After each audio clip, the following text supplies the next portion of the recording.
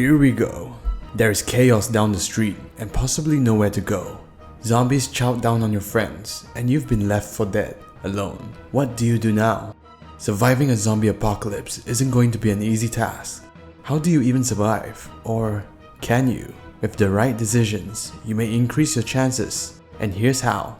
To start, you need to scavenge around for common items. First aid, flashlight, melee weapons, food.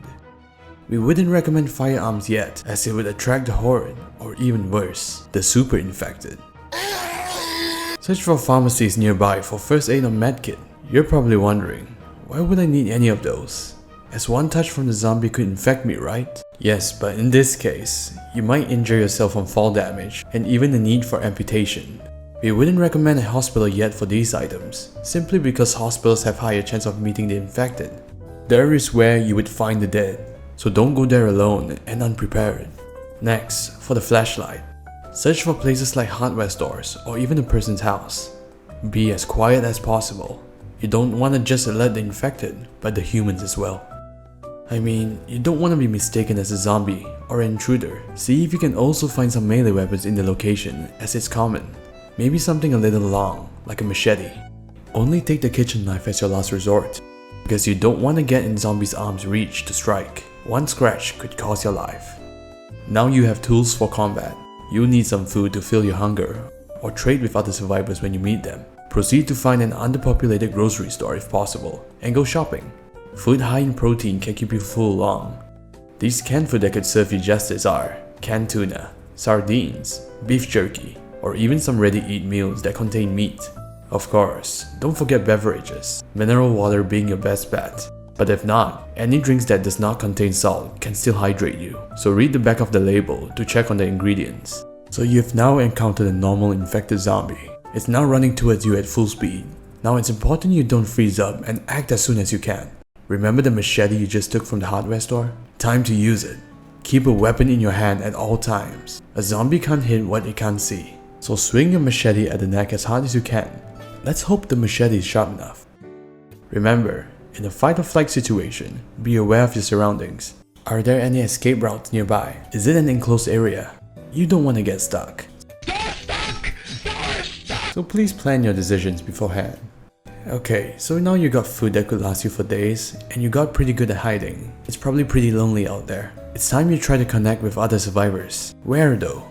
Look for apartment complexes. Chances are, many survivors are too afraid to leave their houses. Find some survivors and group up. Start delegating roles, like who's in charge of looking behind and front. Couple of days gone by, and you suddenly hear on the radio that the Mercy Hospital helicopter will be leaving tonight. And it's daytime. Luckily, it's not too far. Eat up and get ready, because it's going to be the run for your life.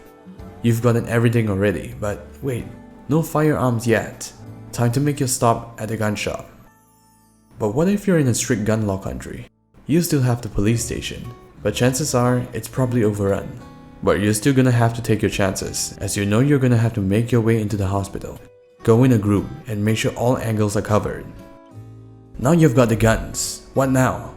Make your way to the evacuation point and... Yep, run together as fast as you can. Don't get trapped. Look at your surroundings, and once you've reached the building, use a lift if possible to conserve your energy. Ran out of ammo and need to reload? Be sure to teep kick the zombies while you reload. You need to do this to keep the zombies out of your distance. Oh no, your friend got bit? Don't end him yet. Pay attention to how fast the infection spreads first. Your friends can still be used as a resource. Bring the morale of the team up. Tell them not to give up, or the cure is being made. Whatever you do, do not give up. Now what if you're the one who got bit in the hand?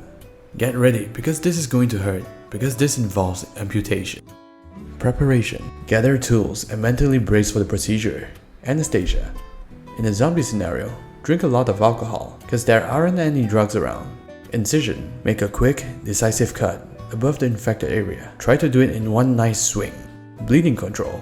Attempt to stop the bleeding by using pressure or cauterization. Apply makeshift bandages to protect the wound. Hopefully, you don't have to do none of that. And hooray! You've reached the evacuation point and you're all saved. The hellish scenario fades away as the helicopter flies further away. The government decides to nuke the entire city that was infected. and you and all your friends escape to tell the tale.